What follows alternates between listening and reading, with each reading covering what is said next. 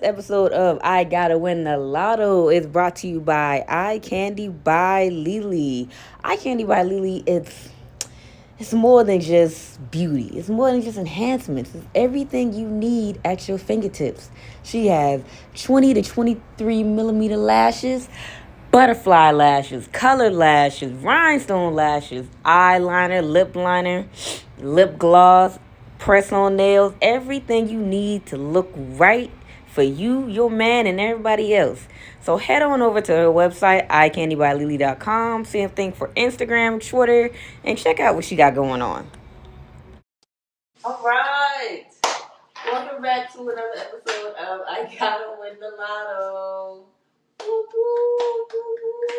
Gotta win. Mental health matters. Obviously, we have brought a special guest back. They had some people there. They are. It's been a while. It's been a minute. But we just have some busy schedule. We were trying to do this for a month. I ain't gonna lie, I'm about to cap today, but I made it. I didn't think you were gonna make it for real. Cause when you started texting me, I was like, she ain't coming, bro. And even he said that, he was like, she gonna come? I was like, I don't know. But she said she on the way. I was about to cap, y'all. Why, man? Cause I be tired. I be tired too. Truth is, I'm tired. No, I be tired. But I made it today. So, life, and life. Life, and life. 3 L's. Life, be life. Life and life. 3 L's, BL. You have some good news. I have good news. I do have good news. I mean, life is, okay, in the midst of lifing. Got me a new job, new district, better district, big salary, bigger cheddar, bigger money, all of that. I think that's the main thing. I got a new job. Oh, I'm finna be an auntie.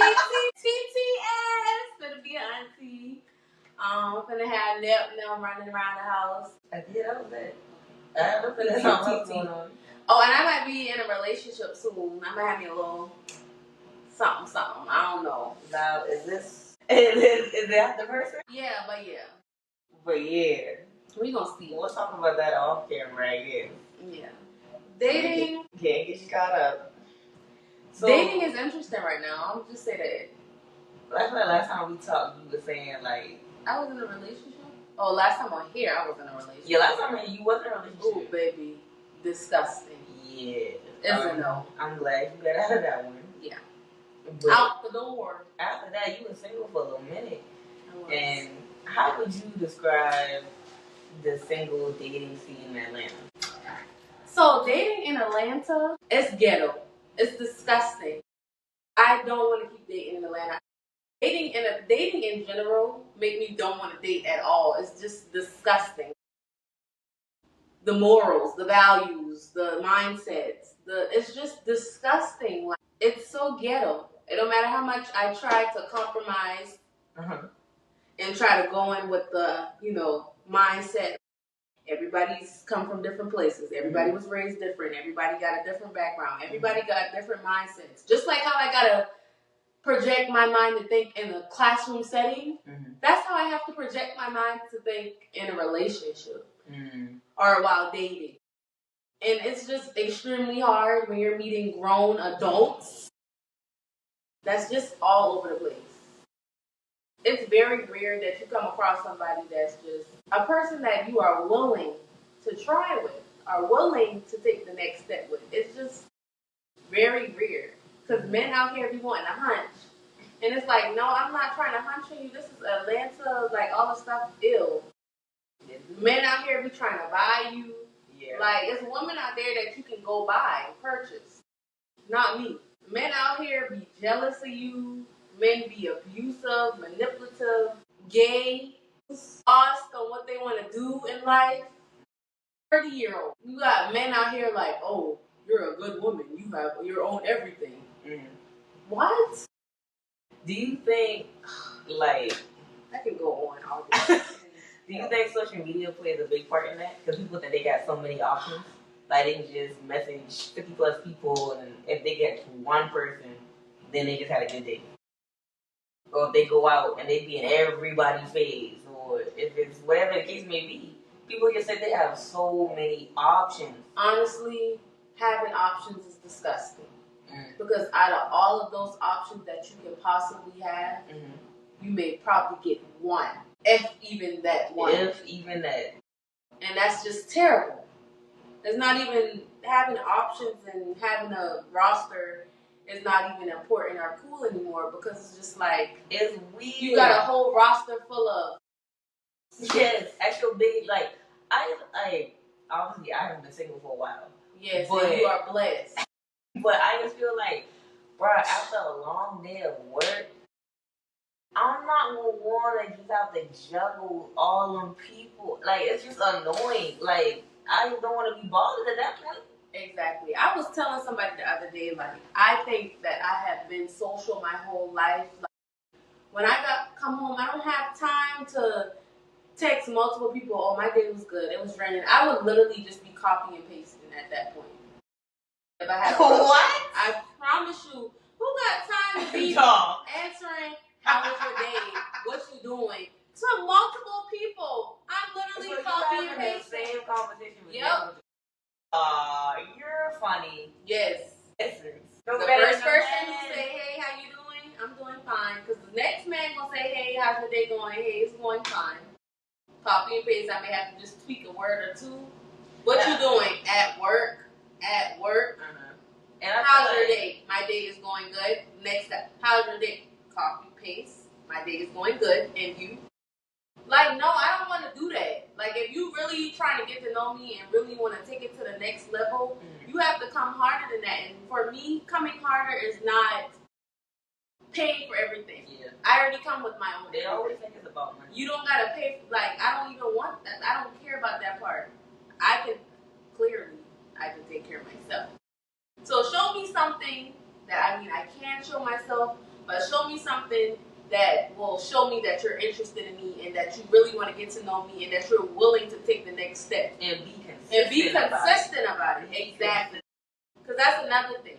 But I see some things that's going to areas of improvement, areas of growth. And I'm okay with that. Because I know it's not going to be 100% just how it's supposed to be. Yeah. But be consistent. Like, a man will start something that he knows he can't keep up with. Why? Maybe because it's the chase or they thought they could. No. And they just, like, took a chance. I don't know. I really don't. Because they'll find themselves, like, you can't keep up with it. And then they get in the attitude and they feel like, oh, she's doing too much or she required too much. It's like, you pursued me. You went out of your way to get my attention. Yep. You went out of your way to get my number. You went out of your way. That's another thing I can't stand. A guy who, I'm going to do this for you and I'm going to do that. I'm going to take you on a date. I'm going to plan a picture. Because now I'm going to be looking for it. Yeah. I wasn't even thinking about it, but you brought it up, so now I'm going to be looking for it. And why bring it up if you know you can't fulfill? Just selling dreams. Just saying. Just talking. It's okay. Dating is ghetto. Because that's the hard part. Even just finding someone. Like, finding someone is the hard part. The second hard part is coming together as one, knowing that you have come from two different backgrounds, you got two different ways of thinking. But because y'all both mutually want to make this work and mutually want to do this together, that's what creates the beautiful, bigger picture. Yes. And that's why I be trying to let these guys know, like, I feel like for us, obviously we both wanted to make it work, we both like each other, we both yes. But I feel like in the beginning, the hardest thing was we did come from two completely different backgrounds. See, we from chalk. Like saying, like, it takes special type of man to deal with us. Like, nah, bro, when I say that, people think I be playing. No, like we just built a little different. Yeah. Like, we're not the cutesy, softy. Because not how we grew up. And people think we just be so. No, like this is how we are. Yeah. That's literally like how I grew up. All the women I grew up around. They really. When they came to handling business, get down. A man, right? And now a man was there, exactly, 100%. But a man was there because a man was wanted. Hello, not needed. So yeah, I feel like that was our biggest thing. I just couldn't understand like why can't he like see it this way or why can't he pick it up like that? But that just comes with being patient, learning your person. And like I said, if you really care about that person and you want this to work, you'll be willing to work on it. Right. Now, it's a work in progress. So, okay, so let me ask you. Okay, so you already said what was the most the challenging part. So for me right now, in my little situation, so I feel like it's fresh, it's new. At what point do you like put your foot down? Like, okay, we done been talking for this amount of time. Like, when do you know that it's serious? Do you know it's serious once the like, is there a conversation that needs to be that you need to have to know it's serious? Like, what seriousness in a relationship? I feel like for me, at the time when we first started talking, I was talking to other people. Okay. And like he kind of just came in the picture. And like I said, consistency, that's really what put him above the others. So I was like, I ain't talking to no nigga. So I was like, I really was locked in with him. Right. I feel like the more time we spent with each other, it was like you just know. I'm professional, the married. Like you just know. And I feel like the timing was just right. Like I don't really know how to describe it. And then when he just asked me to be his girlfriend, like I said, yeah, like it just felt right. Cause y'all doing big things. Like y'all together. Like I gotta get to the point of like, first of all, I need to make sure I really like this man. Man, no, I'm kidding. How about you like this man? I do, but it's like I don't know what is. What is the word? It's so weird. I don't know, cause it's like I can see the effort. I will not take that from him. I can see the effort. I can see the consistency, but I feel like the effort is bare minimum. Like making sure you talk to me every day. Cool. Thank you. I appreciate that. But I don't feel like it's serious enough because it's like I'm a Scorpio, so I'm clingy. Like I need you to be here. Like it's already crazy because we live in two different places. Is he a clingy person? Obviously not, because why you don't want me under you every day, all day? See, that's another thing, because, like, I feel like before he got with me, his love language was not physical touch, like, at all. Like, he was really, like, just, you know, and he wasn't the most romantic. Okay. But, like, it comes to learning your person. Like, it takes time, and it comes to learning your person. It's like, sometimes, not teach people how to love, because I'm not a therapist, I'm not your mama. I will work with you, but I will teach you how to love me. Hello. You know what I'm saying? Yeah. So it was just a conversation like, okay. Like I like romance. Yeah. Like woo me. Yeah. Woo me. And then he got it later on like flowers. Yeah. Or he might bring me lunch at work if he had time. Or just like just little things like, let's go on a date, let's do this, let's go on a picnic. Yeah. It's just little things. Okay, so do you feel like I'm sorry, my bad. No, you didn't. Do you feel like the dates were like consistent? Do you feel like dates matter? We were dating. Do you feel like dates need to be consistent? Yeah, like I'm not saying like I'm going on a date tomorrow. Like yeah, he coming in town tomorrow. Like and it doesn't even have to be nothing big. Just we could get food, or we could have a movie night, or like I just don't want to be in them. I don't want to be in those situations where you get stuck in a situationship where we just kicking it at the house. Yeah. No, like, do you have a second family? Like, why can't you go out in public with me? Right. Like, you know? Right. So I do feel like dates are important. It's not about the money. I'm not saying you gotta fly me to Turks. Right. But at least, like, show effort. Okay, so if a man not taking me on a date, then I shouldn't be serious. At this age, no. So if we haven't went on a date yet, then we not serious. I would say yeah. Because, like, why have you not taken me on a date? At this age, like, we not in college no more. I hope we got a little something. You can take me to the park and just, like, we can get some sandwiches or something. So, what's the deadline? Because, see, I be ready to cut. Me and deadline, it's really about, I don't like to move out of emotion. But stuff like that, it's really like how I'm looking at the situation. And if I feel like it's not going nowhere, I don't really need a deadline. Oh, I'm just kind of. I would talk to them about it. Like, where your head at with this? So we just recently had that talk, like a couple days ago. Yeah.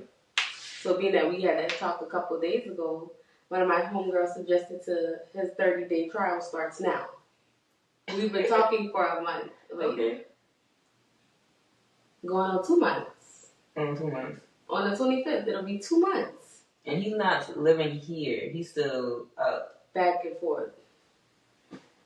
But he's coming to town tomorrow. So since we've had that talk, like I said, he has consistently talked to me every day. Every single day, consistent. Cool. We've seen each other maybe like 3 times. 2 times. One time I went to help him with that pack up at his apartment. And the first time he came, that was the first time. That was some wrong stuff. Like, if you really want to see me get on the road right now. Oh. Yeah, it was like 12 a.m. in the morning. Oh. I was out with T and Justin, matter of fact.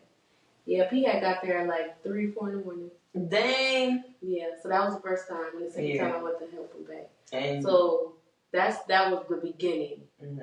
But recently we just had the conversation about like, what are we doing here? Are you talking to other people? Am I talking to other people?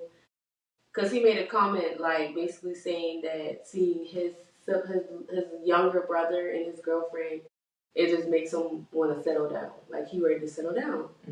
So that's when we had the conversation. Like, what are we doing? So we're going to see how it goes moving forward from that conversation. It was a couple of days ago, and tomorrow we'll be coming to town. And that's when you're going on a date? Yes. Okay. Yeah, like this, you know. So we're going to see how consistent it is, because no. But do you think I should be talking to other people? Honestly, should I have?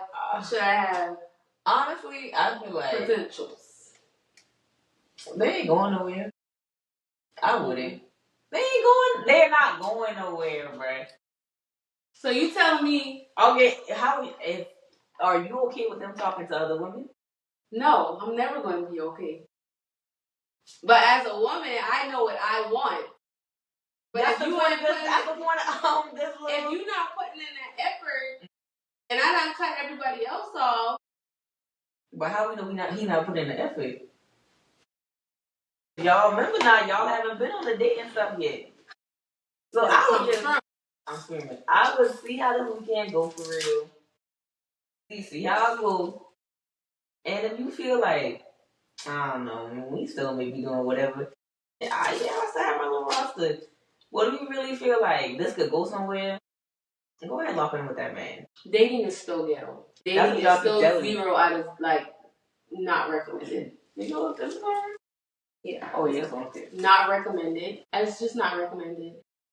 Especially the men from the dating sites. Stay away from the dating sites. See, the guys that I'm talking to, I gotta get used to that. The guy that I'm talking to, singular, not plural. I met him on a dating site. I met a few guys out in public. I don't know. I feel like guys on dating sites are not real guys. That was my thing. I just feel like, especially like people who are still in college, I guess some of them use the dating site just to like hook up or whatever. But if you're trying to especially young women, if you're in college, girl, take your time, okay? They will come. But if you're trying to look for somebody, you're young. Go out. Yeah. Go to an event. It could be a party. It could be a mix-up. It could be informational. Yeah. It could be anything. Just go out and meet people. Get off the dating site. You're in school. I remember used to date guys from my school and college. I used to travel for that pipe. Get on the road. I definitely had to do in college. Not at my school. Maybe one, but he was nothing. Nobody would even. It might have been out. Man, well. Child. You know what? They weren't at other schools. Well, one of them was. One of them was. It was at other schools. Girl, don't follow me up. I had that. USC, South Carolina State. Postal. No, I never had that. I knew you wasn't going to say Benedict, bro. I knew you wasn't going to say Benedict. The guys I really went to stay in class. In a world filled with challenges, finding someone to listen, understand, and guide you through life's ups and downs can make all the difference. That's why this episode of I Gotta Win the Lotto is brought to you by Dr. Hood. Dr. Hood is an up and coming intern therapist on a mission to help you navigate life's journeys with compassion, empathy, and understanding.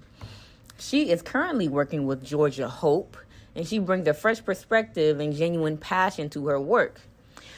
Follow her socials so that you will be able to ask her questions and just understand the full power of therapy. And also stay informed about all of the new ways that we are discovering help people in their mental health. It's just crazy because I was telling the meeting the other day, I was like, if I would have went to HBCU, it either would have been state or in class too bougie for me. Really? Because all the men, you know what it was? Nah, I did go to their homecoming. But nah, man, them boy bougie, man. How you go to the homecoming, basketball homecoming, because they don't have football team, They are and bougie. a mink? Y'all too bougie for me. And that is not my budget in college. Yeah, they are bougie. And like, state just always seem more down to earth than me. My experiences were like Greek life experiences. Oh, I also said John C. Smith because I love Charlie. I would have went there. Mm-hmm. I would have went there, R.A.T. Yeah, I would have went there. But I'm actually thankful for my PWI. Me too. I feel like it's just obviously you're not gonna get the same experience, but it just shows you a lot. And it really caused you to stick together for real. Yeah. Because it's only... the black community. Hello? Our school is definitely a good balance. Yeah. My school too. It was pretty. Mm-hmm. Well, we turned that PWI into our own little... What? BWI. The boy, I love our little hip-hop Wednesdays. BI. Black Institution. Yeah, like it really do cause you to be like, bro, we in it together. Yeah. And then we graduate, it's like Fried Chicken Wednesday. Yep. Okay. Shout out to my PBI. PBI. Yeah. Go ahead, Upstate. I'm so weak. So, moving on to the next topic. Yes. Dating 0 0 0 is crazy. As a teacher. Oh Lord.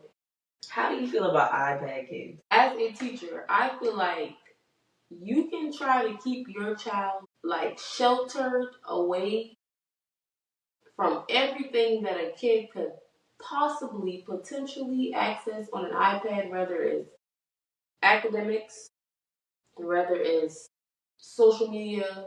Mm-hmm. But once they get into a classroom setting with kids from all over in different places, it's like it don't matter. Mm-hmm. I don't feel like iPads matter. Now, if we're talking toddlers, I feel like there definitely has to be a balance, even younger kids, and a balance between they need to be on there 10, 15 minutes on educational things, but an iPad should not be used as a crutch. Yes. To stabilize a child. My child will not do that. You will not be given an iPad phone to make you behave or shut you up when you have an emotional breakdown. Yeah. That's not healthy. I feel like you need to know how to manage your emotions without, rewarding them for basically like misbehaving just to be quiet. And that's all you see these kids just glued in them iPads. I be like, dang, go outside. Can't. That's the thing. That's the one thing they cannot say about millennials. We had technology, but we didn't have it like that. I feel like outside in the dirt, Barbie dolls. I feel like we were the last generation for real that like had that old technology and then the boom. Like we still had the phone booth. We still had the phone book. We still had like go renting movies or like Blockbuster, like school pageants and stuff like that. Schools don't even do that stuff anymore. Nope. Like we still have pretty like parents that were involved. Mm-hmm. And it's like these kids now, I mean, why do you have a phone in kindergarten? I understand we live in a crazy world and you want to be able to touch bases with your kid. The damn AirTag. Yeah. Like, your child should not be, Like, I see kids that can work a cell phone better than some adults. Yes. But can't read or can't write, can't spell cat, can't spell bat, can't spell dog. Sight words. And see, that's the problem. But can put together a phone, can go on YouTube and hit the microphone and say Gracie's Corner, Coco Melon.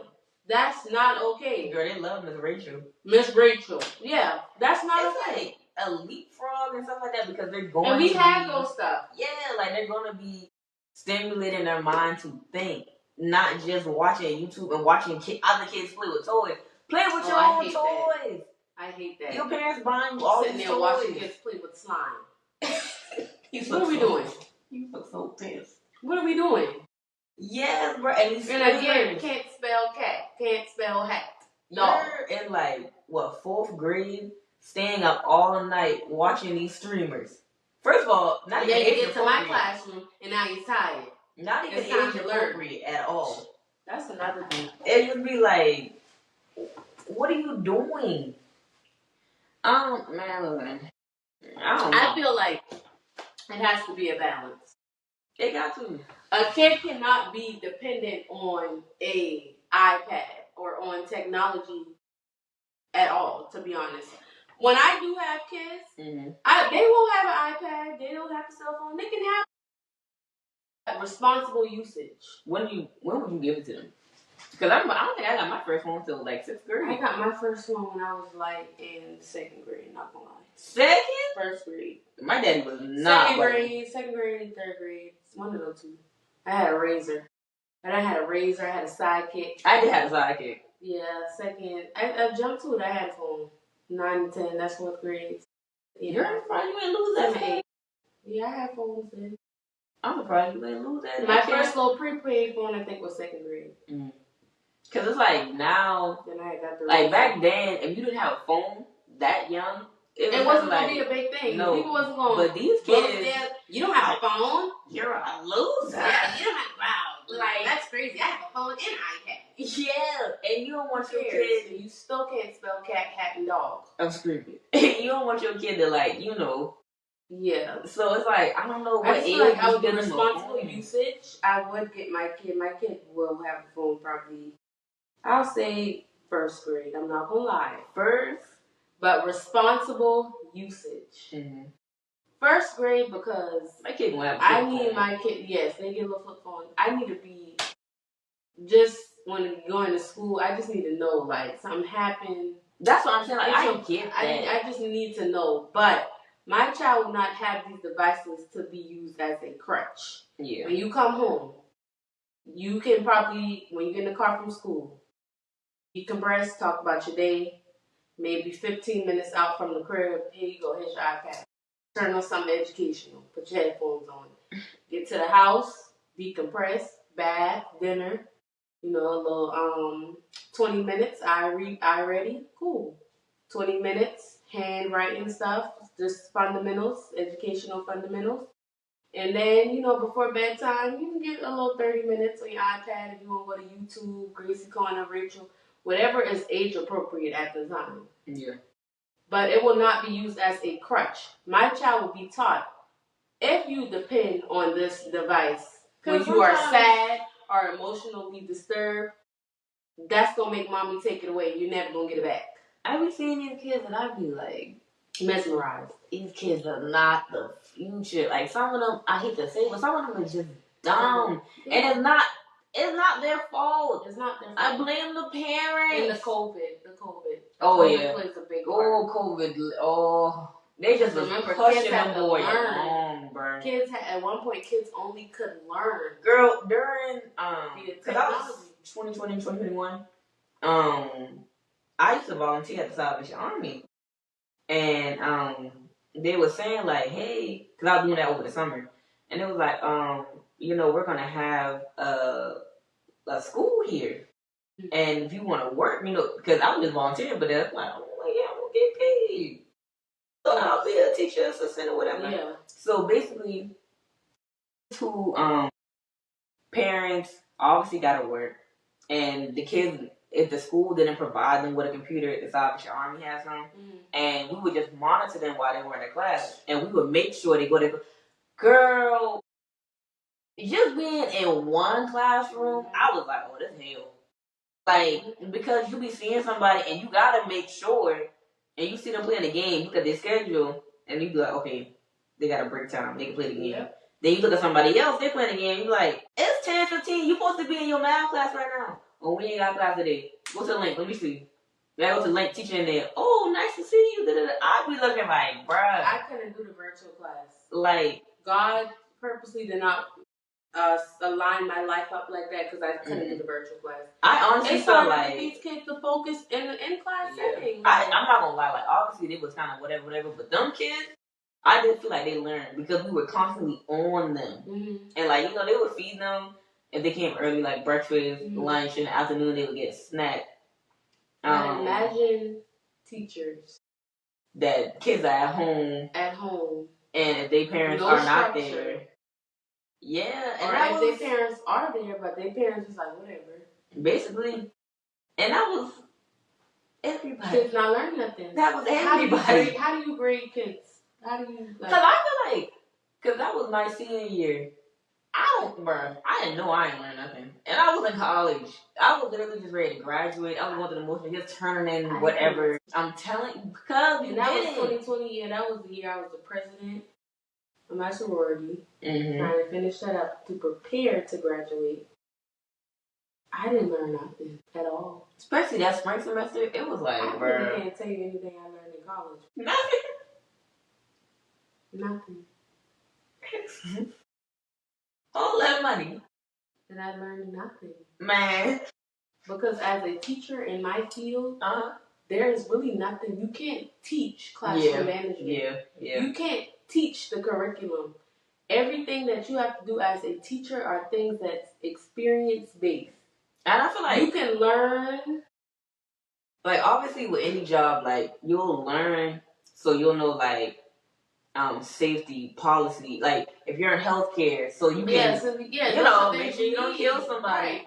But still, at the end of the day, nothing prepares you for actually being there. Yeah, but as a teacher, you have to prepare. You wear so many different hats. Got to be a counselor, a doctor, a nurse, a mediator, a parent, an auntie, a cousin, a friend. All while teaching. Bruh, you know who got it made? Them school nurses. No, they got it hard too. How? They don't do nothing. They can't give them no medication. All they do is give you an ice pack and then you go back to class. Say what they do. Unless a child, unless a child has like, she had to run a marathon to get to me, to get to a student to give him an EpiPen, or he was going to die. He ain't had no pen on him. Who's who? You know what I mean? Like, did his parents not pack him one for school? We didn't even know he was allergic to what he was allergic to at the time. What the freak? The parents didn't tell y'all that? They did, but she didn't know it was a new allergy. Oh, dang. Yeah, being a teacher, I don't know. It's a lot. It's too much mentally. I used to feel like I told my kids today that I wasn't coming back, and it was just full of emotions because the attachment and the bond that you build with these kids is like you can't help but to love them, but it's so hard. You got kids on many different levels. You got high kids. You got extremely high kids. Then you got high kids. Then you got on grade level kids. Then you got low kids. Then you got extremely low kids. And you got all these different little babies that cognitively don't have a clue on what the hell is going on. Because they're still learning. They're still developing senses and different mindsets and traits that some adults I tell them all the time. I be like, if I was a teacher, I can't do elementary because they're too needy. Middle school, grown. You remember middle school? Cool. I went to middle school, but I'm low key nervous about middle school only because right now I'm in 4th grade and I work close with 5th grade too. And that's just a very detrimental period for them because they're not babies anymore. Their hormones are changing. Puberty, trying to figure out what is what. And it's just, they don't know what's going on. So I mean, they just be all over the place. All over, and that's literally with any grade, to be honest. Even my fourth graders, like, they're still babies, but they're getting ready to hit that detrimental age. And it's like, you gotta meet them to the level. You literally gotta, for me, my approach is I literally have to meet them where they're at. Like, bruh, I would teach high school and I'm teaching elective. Like athletic training, like protos. Yeah. I would do something like that, bruh. I'm telling you, I can't teach. And she like high school. One of my lines is just teach high school. I'm saying, like, if the health science, like, I'm just an elective. Like, we're gonna have a ball. But, like, primary English, so absolutely not. Because that's you gotta lock in for real. I teach math and science. No, bruh. I can't do that. No. I'm teaching math and science to 40 children. I see. Different personalities, 40 different parents. No, bruh. Like, give me an elective. When I come home, that's why I need my man to understand also. Oh, that was another thing with us. So I'm socially drained when I get home. Yes. I don't want to talk. I've been talking to kids and it's no offense to the person. Like I said, the longer you be with them, the more you'll understand them. But sometimes it's like, sometimes he'll see me. Like he sees me. Because I walk in after a long day of work. And like, he just sees my face. And it's like, hey, you had a long day? And he just no, leave me alone. I'm gonna go in the room and I'm just like, and I'll come out eventually. Just for right now, I can't do it. I can't do it. And he got some days like that too. I'm about to say, I'm surprised he don't have plenty days. Most time he just come home to sleep. When I just come home to sleep. Like talk all day long. Not just talk. I had to teach. I had to be a mediator. I had to regulate. I had to just, no, that's not for me. When I get home, it's just like bed. Yeah. I literally gotta sit down first and then get out. Sometimes I sit in the car. I'll sit in the car too. That's why. Who was I talking about this with? It might have been John. This 9 to 5 stuff, man. I don't know, like, who created this? Like, for real, like, is this really how life is supposed to be? But it's like, if we don't do it, how we gonna take care of our bills and our responsibilities? And it's like, it don't matter what we do, we gotta work to make money. You need even rich money. People, that's how they got rich. They had to work. And that's why, even when you think about people that go to other countries, and they live way better, because for one, it's cheaper. Healthcare is cheaper, groceries are cheaper, less crime, better quality food, all the other good stuff. But then you away from your family. So that's another price you gotta pay. Like, nothing in this world is free, bruh. Everything comes with something. I just feel like, for our age, we should not be that, bruh. I feel like my parents, my age, was tooting, doing all, just having a ball. Right. And I'm not saying I don't be having fun. Like, obviously, but I thank feel God, like life is good. I told a friend the other day, I feel like my life just gives work. Yes. School. Work. School. Work. We just be going through the motion. And it's like, by the time I'm ready to go out and have fun and enjoy myself, tired. I'm exhausted. I'm falling asleep because I'm tired. And I definitely partied in college, but I'm like, dang, should I have partied more? Because, right. You know, like, because it's like, we're very young. We are still very young, but the motion of our daily life, it makes us feel old. Yes. Or it makes me feel old. Because it's like, I get up 6 in the morning, go to work all day till 3:45. I pick up the kids. I don't get home sometimes until 6:30, 5:30, 6. And I get up at like 6 a.m. Monday through Friday. And I still work other jobs. 2 other jobs. Just because I want plenty extra or enough extra so that I'm comfortable. Yeah, to fit your lifestyle. Yeah. And that's understandable, but it's like, you should not have to do all that. And that's He just be like, bruh, like this can't be it, with man. the little eye. Yes, like this can't be it. And they always say 30s are gonna be way more fun. Oh, we still gonna be damn working. I don't know. Everybody always say your 30s are always better than your 20s.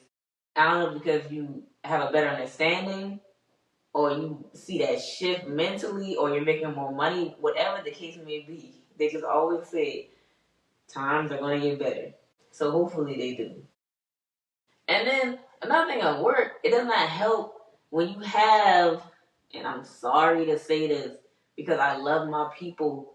I do. Ooh, I do. But when you have some black women, older at that, older black women in leadership that got a point to prove. And what are you proving?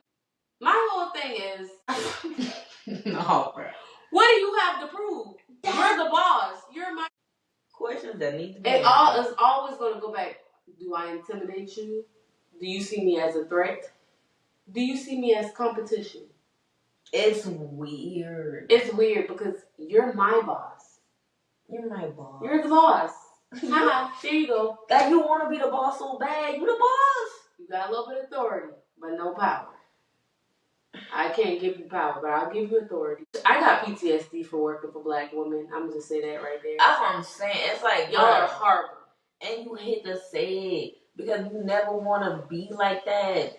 Because I didn't know that exists. Yeah, I didn't know that exists. Because see, the type of black woman that I am, I want to see everybody eat.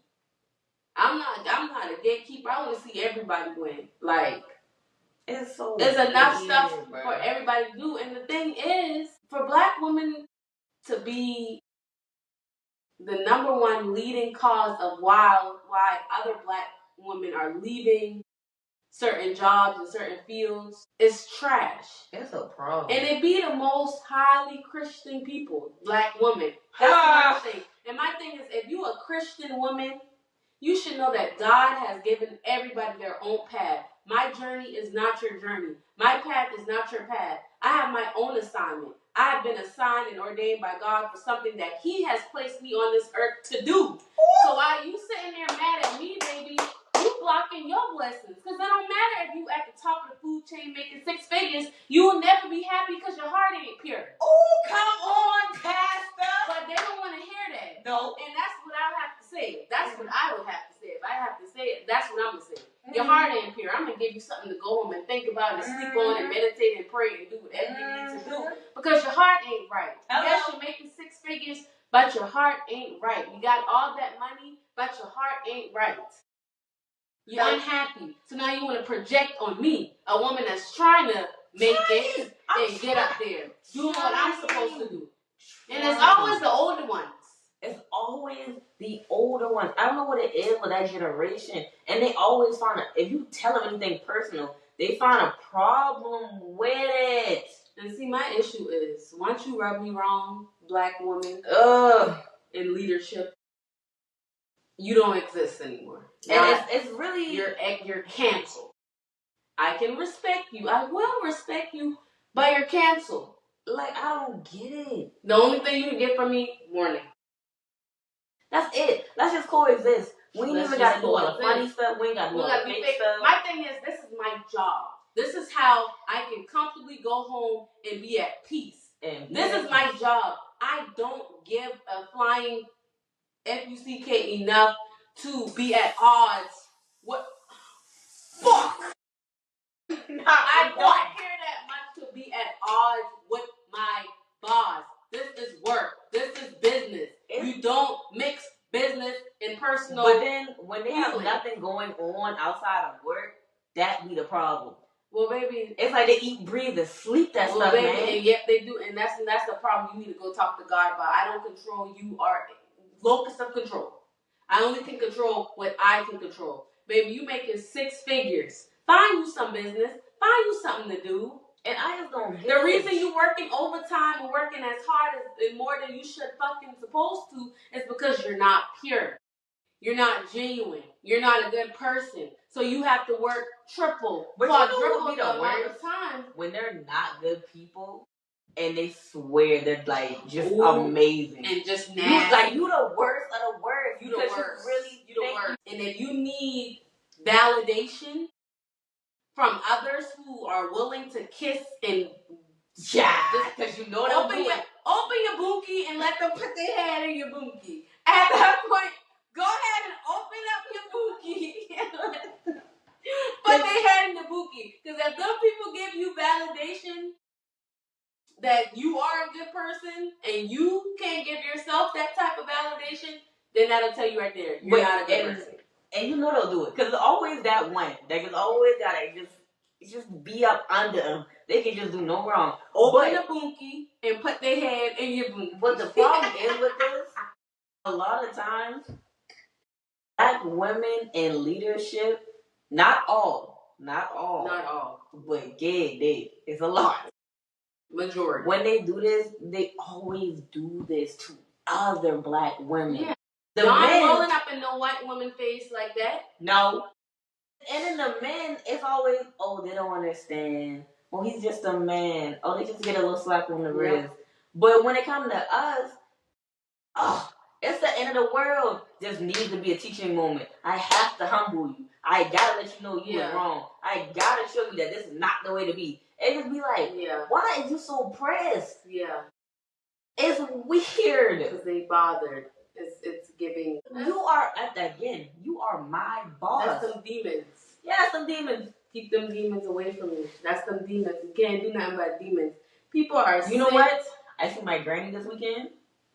I'm going to tell her bring me some praying oil. Sprinkle them right on you. But see, what I had to do, because God put this lady in my path this year. She was new to our school this year. Mm-hmm. And she is a minister. And also, my boss was coming for her too, but she's a minister. And God put her in my path, literally, to keep me grounded. Mm. And she told me, she said, Miss Kinlaw, I had to change my prayers. Mm. She said, instead of praying for me to come to work and have a good day, she said she started praying for the boss, for our boss. Because just like God can send his angels, the devil can send his little tricksters, little demons. That's why I call them minions. And they don't even know that you are doing the devil's work. Now you just evil. Can't even, my spirit and your spirit, it doesn't mix. And that's why because you have a demonic spirit that you need to go talk to God about, and like once again to be the holiest of the holiest. Girl, you got a demonic spirit on you, and see, I don't keep that away from me. I ain't saying I'm no perfect Christian, but I know that I am a God-fearing woman. Keep that bad juju.